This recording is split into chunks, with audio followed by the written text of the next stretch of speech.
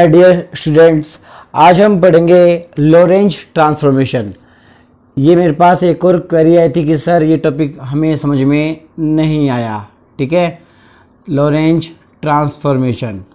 और जो हिंदी मीडियम के बच्चे हैं वो इसे क्या बोलते हैं? लॉरेंज रूपांतरण। लॉरेंज रूपांतरण।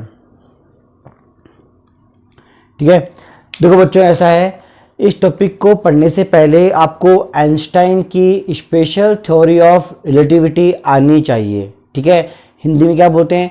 आइंस्टाइन का आपेक्षिकता का विशिष्ट सिद्धांत आपको आना चाहिए। देखो बच्चों, 1905 में आइंस्टाइन ने दो क्या दिए थे? स्टेटमेंट दिए थे। क्या दिए थे? दो स्टेटमेंट्स दिए थे, दो कथन दिए थे, या हम यूँ कहें दो पोस्टुलेट्स थी। क्या थी? पोस्टुलेट्स, जिसे हिंदी में क्या बोलते हैं? जो बच्चे हैं वो क्या बोलते हैं? अभिग्रहित। ठीक है, ध्यान दो, ये है क्या?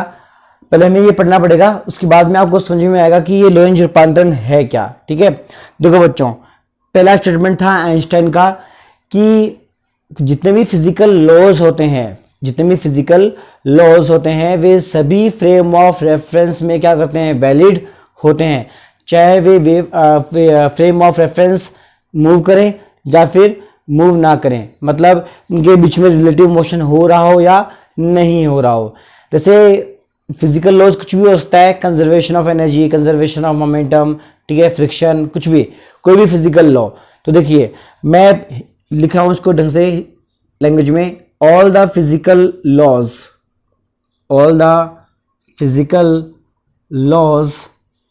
are valid in all frame of references। मैंने इसे लिखा है शॉर्ट में। ठीक है, frame of references which are maybe moving। ठीक है, और relative motion present between them. Relative motion present between frame of references. ठीक है, अब देखिए हिंदी में कैसे वो लिखेंगे अपन इसको। भौतिक विज्ञान के सभी नियम सभी प्रकार के निर्देश तंत्रों, जो भारतीय उसे क्या बोलते हैं? निर्देश तंत्रों। सभी प्रकार के निर्देश तंत्रों में समान रूप से लागू होते हैं। वैलिड का मतलब क्या होता है? लागू होना। ठीक है, तो भौतिकी के सभी नियम सभी प्रकार के निर्देश तंत्रों में लागू होते हैं, चाहे वे गतिशील अवस्था में हो या फिर किसी भी अवस्था में हो। ठीक है, अब आगे देखिए, पॉइंट नंबर 2, मतलब दूसरा पोस्टुलेट, दूसरा स्टेटमेंट। ध्यान दीजिए, ये क्या था? आइंस्टाइन ने बच्चों ये कहा था कि हमारी जो लाइट है, हमारी जो क्या है? लाइट है, इसकी जो स्पीड है, लाइट की जो स्पीड होती है c, 3 इंटू में कितना? 10⁸ मीटर में अपॉन में क्या? सेकेंड, मीटर पर सेकेंड। 3 इंटू 10⁸ मीटर पर सेकेंड। ये एक यूनिवर्सल कांस्टेंट होना चाहिए। ये एक यूनिवर्सल कांस्टेंट होना चाहिए। ठीक है, ठीक है, तो ऐसा क्यों होना चाहिए? भी उन्होंने कहा था कि जैसे मेरे पास लाइट सोर्स है कोई, मेरे पास मान लीजिए मेरे पास एक बल्ब है, ठीक है, इसको मैंने क्या किया? ऑन किया, तो light in all direction same velocity से क्या करती है? ट्रेवल करती है। मतलब लाइट यहां भी जाएगी, यहां भी जाएगी, यहां भी जाएगी, हर तरफ जाएगी। तो जब लाइट स्प्रेड होती है किसी भी लाइट सोर्स से, तो उसकी वेलोसिटी कैसी रहेगी? कांस्टेंट रहेगी। तो देखो हम कैसे लिखते हैं, इस बात को ध्यान देना दोबारा। According to Einstein, the velocity of light c must be a universal constant because the velocity of light remains same in all the direction। अब जो हिंदी में मैं बोलने वाला हूं वो देखिए, आइंस्टीन के दूसरे अभिग्रहित के अनुसार प्रकाश का वेग एक सार्वत्रिक नियतांक है, क्योंकि प्रकाश की किरणें सभी दिशाओं में समान रूप से क्या होती है? फैलती है। ठीक है, अर्थात ये जो C है ये किसी भी मीडियम पे डिपेंड नहीं करता, माध्यम पर निर्भर नहीं करता, ठीक है, प्रकाश का वेग माध्यम पर निर्भर नहीं करता। तो ये बात कही थी किसने, आइंस्टाइन ने। अब लोगों ने इसको बोला साहब आपने जो कहा है इसे प्रूफ कीजिए, कोई मैथमेटिकल कोई फॉर्मेशन हमें दीजिए जिससे हम ये पता लगा सकें साहब ये दोनों चीजें क्या है, सही हैं, ठीक है। तो ध्यान देना बच्चों, उस जमाने में आइंस्टाइन इन दोनों ही पोस्टुलेट्स को मैथमेटिकल फॉर्म नहीं दे पाया था, वो एक्सप्लेन नहीं कर पाया था मैथमेटिकली कि ये दोनों स्टेटमेंट क्या है, सही है या नहीं है, ठीक है। तो अब आपके माइंड में क्या आना चाहिए, ध्यान दीजिए। लोरेंज जो कि एक मैथमेटिशियन था, ही वाज द मैथमेटिशियन। इस बंदे ने ये बोला कि साहब इन दोनों पोस्टुलेट्स को मैं प्रूफ करूंगा, मतलब मैथमेटिकली डेरिवेशन क्या दूंगा, मैं दूंगा। और इन्होंने जो डेरिवेशन दिया है इस बात को प्रूफ करने के लिए, उस डेरिवेशन का नाम क्या है, लोरेंज ट्रांसफॉर्मेशन है, ठीक है बच्चों। तो हमें ये पढ़ना है जो आपकी क्वेरी है मुझसे, ठीक है, क्योंकि मैं आपके लिए लेके आया हूं क्या, basic problem class during this lockdown time. तो अब हम शुरू करेंगे इस टॉपिक को।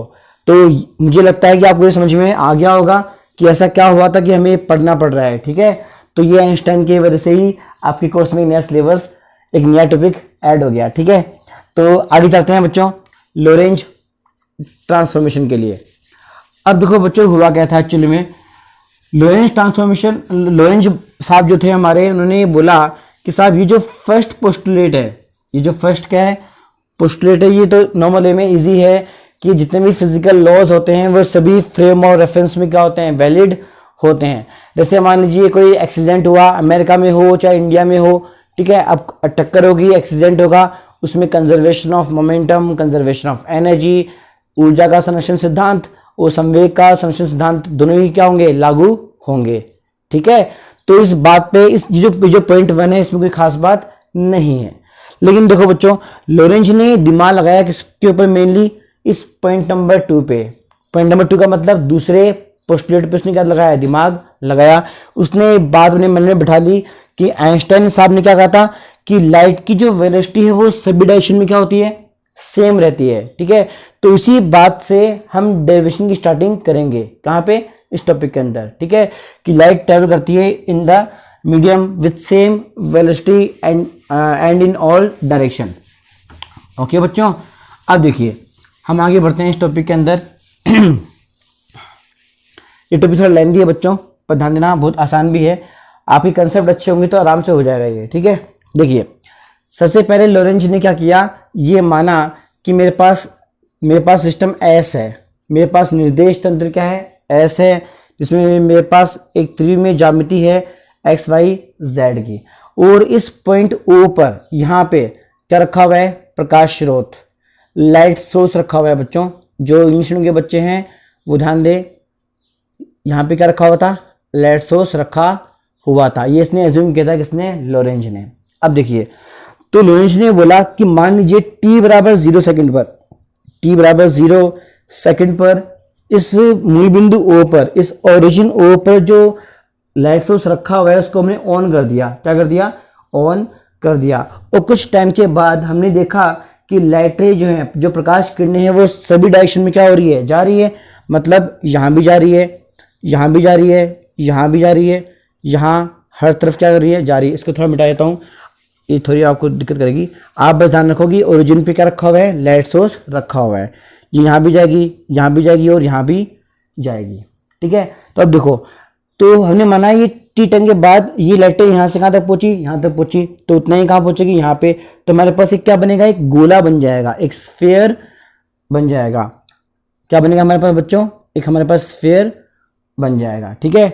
इस स्फीयर की जो रेडियस है, इस गोले की जो त्रिज्या है बच्चों, त्रिज्या वो क्या होगी, आर होगी, वो क्या होगी, आर।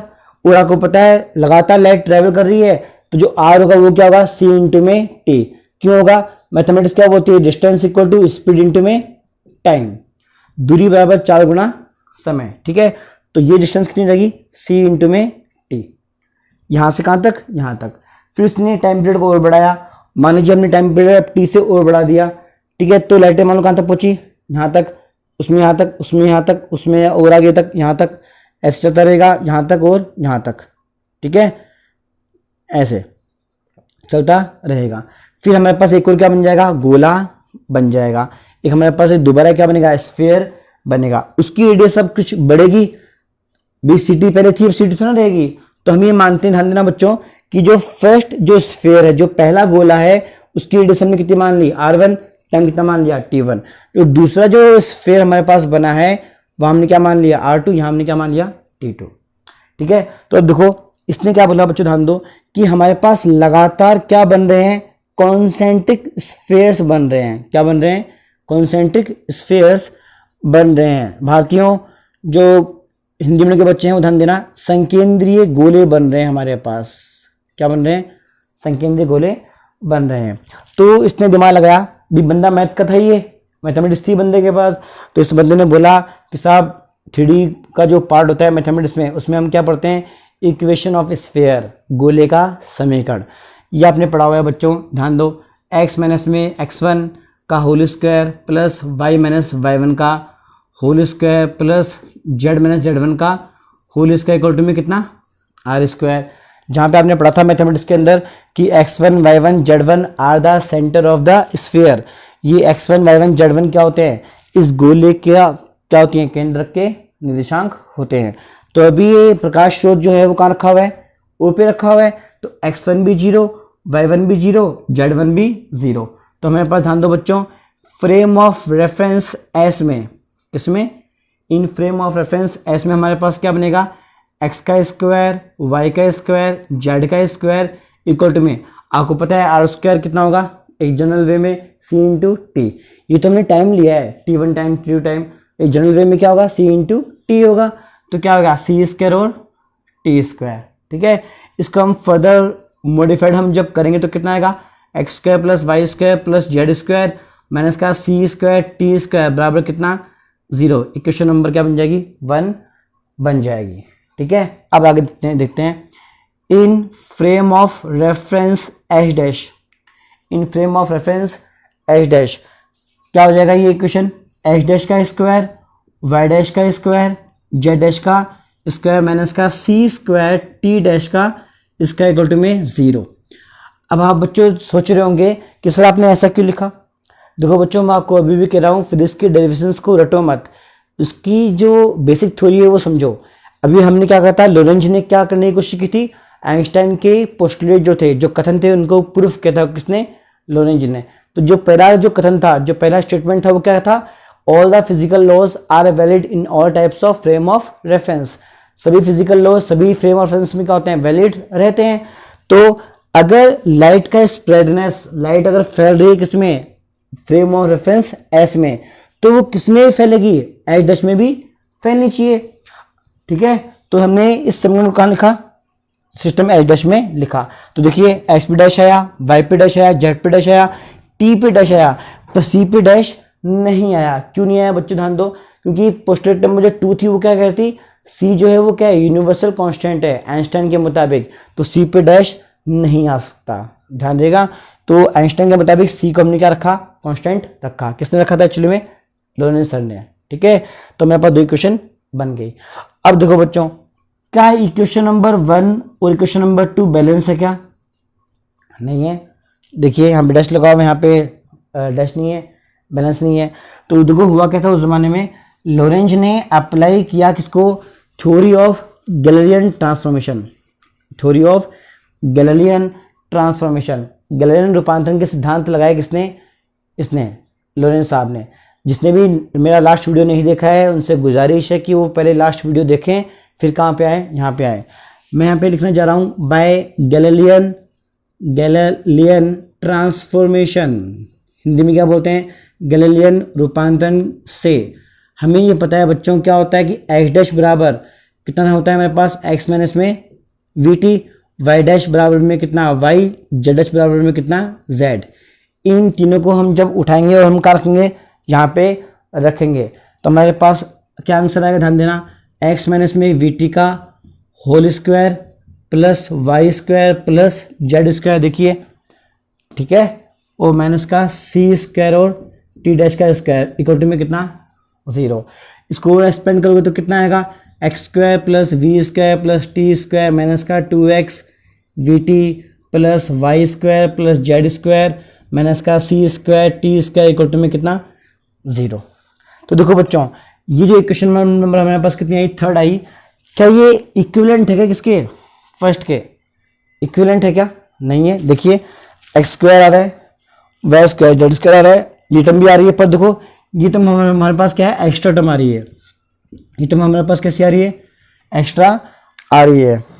तो लोरेंट्ज सर का दिमाग खराब, उन्होंने कहा यार ये तो मैच नहीं कर रहा। भैया अगर हमारा जो फर्स्ट पोस्टुलेट है अगर वो सही है तो दोनों इक्वेशन क्या नहीं चाहिए थी, मैच करनी चाहिए थी, पर हमारे पास तो टर्म एक्स्ट्रा आ रही है। ठीक है, तो उनका दिमाग खराब, तो उन्होंने एक बात बोली, ध्यान देना उन्होंने क्या बोला। वहां देखिए इस टर्म में वी कैसा होता है, कांस्टेंट होता है, कांस्टेंट होता है, ये आप लास्ट वीडियो में पढ़ चुके हैं। यहाँ देखिए एक्स का शो करता है पोजीशन, स्थिति को शो करता है, और टी क्या होता है, टाइम।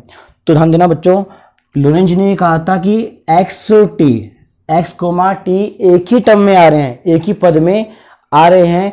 इसका अर्थ ये है कि एक्स और टी के बीच एक ऐसा रिलेशन होना चाहिए, एक ऐसा रिलेशन होना चाहिए जिसके वजह से ये जो एक्स्ट्रा टर्म आ रही है वो क्या हो जाए, फिनिश हो जाए, खत्म हो जाए वो। ठीक है, और उन्होंने एक बात और बोली कि गैलीलियन जो हमारे सर है, ठीक है, इनके जो ये जो फॉर्मूले हैं ये सही तो हैं लेकिन यहाँ पे अप्लाइड नहीं हो रहे।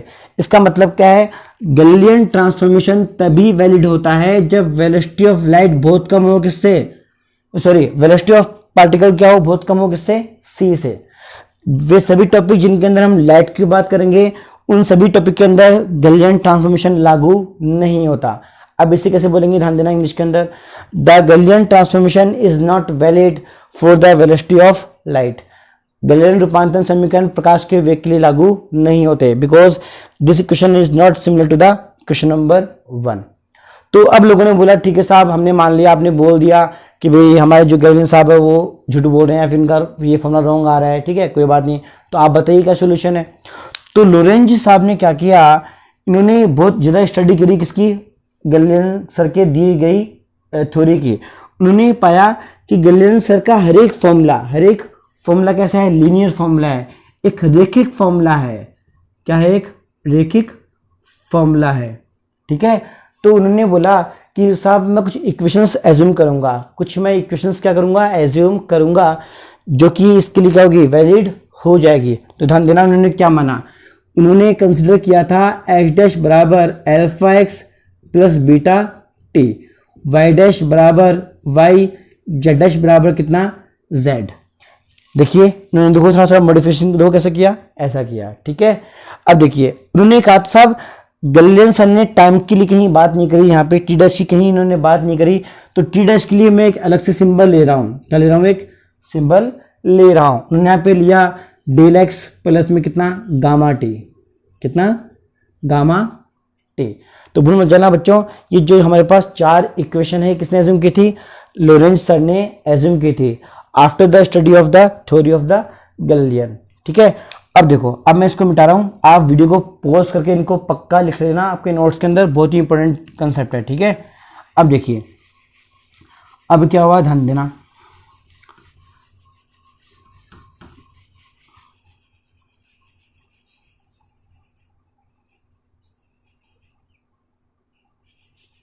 अब देखो बच्चों, अब लोगों ने इसको बोला, लोगों ने बोला साहब ठीक है आपने बोल दिया, हमने मान लिया, तो हमारे साइंस के अंदर, हमारे फिजिक्स के अंदर क्या होता है, जो कांस्टेंट होते हैं यहाँ पे अल्फा, बीटा, डेल और गामा, ये सब क्या है, कांस्टेंट है। तो साइंस के अंदर आमतौर पे सभी कांस्टेंट की एक क्या होती है, वैल्यू होती है या एक फॉर्मूला होता है। तो बताइए कि इन कांस्टेंट का फॉर्मूला या फिर वैल्यू कैसे बनेगी। तो ध्यान देना बच्चों, अभी हम जो दो केस पढ़ेंगे, हम क्या पढ़ेंगे, अभी 2 केस पढ़ेंगे। उन केस में आप ये सीखोगे कि इन चारों कांस्टेंट की वैल्यू कैसे आती है, वैल्यू कैसे आती है। ठीक है, तो देखो केस फर्स्ट ध्यान देना, उसने देखो क्या अज्यूम किया, सिस्टम एस और सिस्टम एस डैश। भाई गैलीलियन की थ्योरी में हमने क्या पढ़ा था, हमारे पास 2 क्या थे, सिस्टम थे, एस और एस डैश। तो सेम टू सेम लोरेंज ने भी क्या माना, 2 हमारे पास क्या है, सिस्टम है, एस और एस डैश। और लास्ट वीडियो में आप पढ़ चुके हो इसको 1 मिनट को बच्चों मैं यहाँ पे ड्रॉ कर रहा हूँ थोड़ा सा ना, एक बार थोड़ी जगह कम पड़ रही है मेरे पास, इसको मैं यहाँ ड्रॉ कर देता हूँ, आपको आराम से क्लियर नज़र आएगा। ठीक है, चलो यहाँ कर लेते हैं इसको ड्रॉ। देखिए केस फर्स्ट यहाँ कर लेते हैं। ठीक है, यहाँ से इसको रब कर लेते हैं। देखिए हमारे पास दो सिस्टम है, एक्स वाई और यहाँ पे क्या जेड। ये सिस्टम कौन सा हो गया, एस, निर्देश तंत्र एस। एक हमारे पास क्या हो गया, एक्स डैश वाई डैश, और यहाँ पे मेरे पास मान लीजिए क्या आया, जेड डैश। ये मेरे पास सिस्टम कौन सा है, एच डैश। और आपको पता है लास्ट वीडियो में आप पढ़ चुके हो ये किससे मूव करता है, विथ वेलोसिटी v। ठीक है, अब देखो बच्चों ध्यान दो, आपको करना क्या है ध्यान देना। इन चारों कांस्टेंट की वैल्यू को निकालने के लिए आप ध्यान रखो कि इन दोनों ही ओरिजिन पे हमेशा हमने क्या माना है, ऑब्जर्वर माना है, प्रेक्षक माना है। एक पर्सन यहाँ पे खड़ा है, एक पर्सन कहाँ खड़ा है, यहाँ पे खड़ा है। अब दो लोग खड़े हैं मान लीजिए यहाँ पे, एक तो ओ डैश पे खड़ा है और एक कहाँ खड़ा है, ओ पे। तो दो ही पॉसिबिलिटीज बनेंगी कि ये इसको देखे और एक बार ये इसको देखे। तो जब ये देखेंगे तभी हमारे पास केसेस आएंगे। जैसे देखो कैसे, मान लीजिए सिस्टम एस में जो खड़ा पर्सन है ये देख रहा है, ये लुक कर रहा है किसको, सिस्टम एच डैश को। ठीक है, तो देखो इस ऑब्जर्वर के लिए ये जो पर्सन है ये कहाँ जा रहा है, आगे जा रहा है विथ वेलोसिटी v। तो क्या आएगा, v इक्वल टू में कितना, dx बाई dt। ठीक है, फिर देखिए और ये जो पर्सन है इसे देख रहा है, तो ये कहाँ खड़ा है, एक्स डैश वाई डैश और जेड डैश पे, जहाँ पे क्या है ओरिजिन है। तो यहाँ पे हम तो क्या लिखोगे, at x dash equal to 0, y dash equal to 0, z dash equal to 0, the velocity becomes v equal to में कितना, dx बाई dt। ये मेरे पास एक कंडीशन बन गई। ठीक है, अब इस कंडीशन को उठा के हमें कहाँ रखना है बच्चों, यहाँ पे रखना है इन इक्वेशन में। इसे मान लीजिए मेरे पास इक्वेशन नंबर कौन सी है, फोर्थ इक्वेशन है, थर्ड यहाँ पे आई थी अभी, फोर्थ ये वाली हो जाएगी। अब इस कंडीशन को उठा के जब आप कहाँ रखोगे, वहाँ पे रखोगे, ध्यान दो आपके पास क्या आएगा, आगे पास आएगा एक्स डैश बराबर, सॉरी ये 0 हो जाएगा, ये क्या हो जाएगा 0। देखिए एक्स डैश 0 यहाँ पे। ठीक है, एक्स डैश 0 हो जाएगा, यहाँ पे कितना बनेगा, alpha x plus beta into में टी। यहाँ से मेरे पास क्या आएगा, अल्फा एक्स माइनस में कितना, बीटा इंटू में टी। इसका दोनों तरफ आप क्या कर दोगे, डिफरेंशिएशन कर दोगे, तो क्या आएगा, अल्फा डी एक्स, यहाँ पे बीटा इंटू में कितना, डी टी। तो यहाँ से मेरे पास alpha d x by d t कितना हो जाएगा, माइनस का बीटा, ये कितना बन जाएगा, वी नेगेटिव में आ जाएगा, बीटा इक्वल टू में कितना आ जाएगा, अल्फा इंटू में वी आ जाएगा। ठीक है, जो कि बहुत ही इंपॉर्टेंट इक्वेशन है। दोबारा देखो बच्चों, मैं आपको भी कह रहा हूँ, भूल मत जाना। केस फर्स्ट में हम क्या अज्यूम करते हैं कि ये पर्सन इसे देख रहा है, इसे देख रहा है, तो इसके लिए ये बंदा कहाँ जा रहा है, आगे जा रहा है। तो वेलोसिटी कैसी आएगी, पॉजिटिव आएगी, कैसी आएगी, पॉजिटिव। और क्या आएगी, dx बाई dt। और ये पर्सन कहाँ खड़ा है, ओरिजिन पे। ओरिजिन पे क्या होगा, कोऑर्डिनेट ये होगा। तो बस ये कंडीशन में कहाँ अप्लाई कर दी, यहाँ अप्लाई कर दी, और हमारे पास आंसर कितना आ गया, ये आ गया। ठीक है, यहाँ देखो बच्चों और भी है, वैसे ये यहाँ पे रखो तो कोई मतलब नहीं है, इसे भी यहाँ पे रखो तो कोई दिक्कत नहीं आ रही, नॉर्मल वे में आ रहा है। जहाँ में टी डैश है ही नहीं तो इसका हमने यूज़ नहीं किया। ठीक है, तो ये बात भूल मत जाना, क्वेश्चन में क्या बन जाएगी आपके पास, फिफ्थ बन जाएगी, जो कि बहुत ही इंपॉर्टेंट है।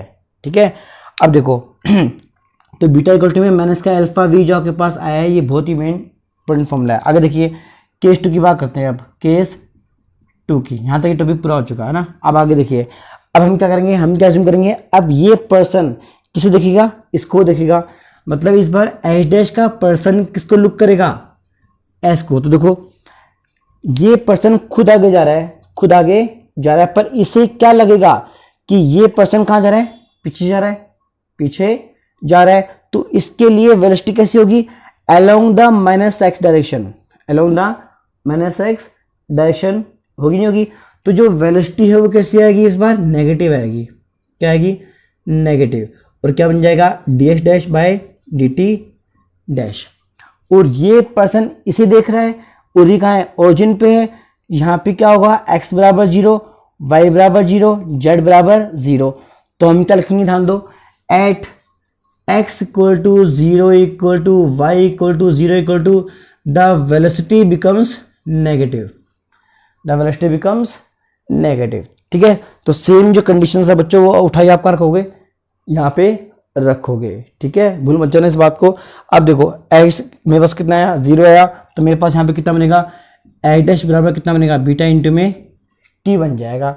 ये हमारे काम का नहीं है, सिंगल वेरिएबल मतलब नहीं है। आगे देखिए टी डैश, यहाँ पे क्या बनेगा, टी डैश बनेगा इक्वल टू 2 कितना आएगा, डेल एक्स, पर एक्स तो 0 है तो मतलब नहीं है, तो कितना आएगा, गामा इंटू में टी। अब देखो बच्चों, यहाँ देखो वेलोसिटी में चाहिए तो हमें क्या चाहिए, D x dash by D T dash. यहाँ एक्स डैश है पर टी डैश नहीं है, यहाँ टी डैश है पर एक्स डैश नहीं है, तो हमें नहीं करना पड़ेगा मिक्सअप। क्या करना पड़ेगा, मिक्सअप, ताकि एक्स डैश और टी डैश एक टर्म में आए, एक साथ आए। दो कैसे आएंगे, यहाँ से टी उठाइए आप, तो टी उठाइएगा आप कर दोगे, यहाँ पे रखोगे तो कितना आएगा, बीटा टी डैश अपन में गामा, यहाँ पे कितना बनेगा, एक्स डैश बन जाएगा। ठीक है, तो वीडियो को पॉज करके इसको आप लिख लीजिए पहले एक बार, है ना, क्योंकि मेरे पास थोड़ी जगह कम है, मेरे पास बोर्ड अभी छोटा है, लॉकडाउन की वजह से मैंने जुगाड़ करके आपको मतलब पढ़ाने की कोशिश करी है। ठीक है, अभी कोचिंग वगैरह सब बंद पड़ी है हमारी। ठीक है, तो अभी तो इसको वीडियो को पॉज कीजिए और केस फर्स्ट को यहाँ से आप लिखिए, पहले यहाँ से कहाँ तक, पहले यहाँ तक, फिर यहाँ पे आ जाना। यहाँ पे क्या आएगा, putting this condition in equation number 4, फिर आपके पास ये आएगा। ठीक है, फिर केस 2 स्टार्ट करना, इसके बाद ये लिखोगे putting this conditions in equation 4, हमारे पास क्या आएगा, ये बन जाएगा। ठीक है, इसको एक बार आप वीडियो को पॉज करके आप क्या करना, लिख लेना। मैं आगे बढ़ रहा हूँ अभी हाल फिलहाल। ठीक है, अब देखो देखो बच्चों, अब हम आगे बढ़ेंगे। ठीक है, इसमें जो फालतू चीज़ें वो मैं मिटा रहा हूँ अभी हाल फिलहाल, इसको मैं यहाँ पे रख रहा हूँ। ठीक है, ओके।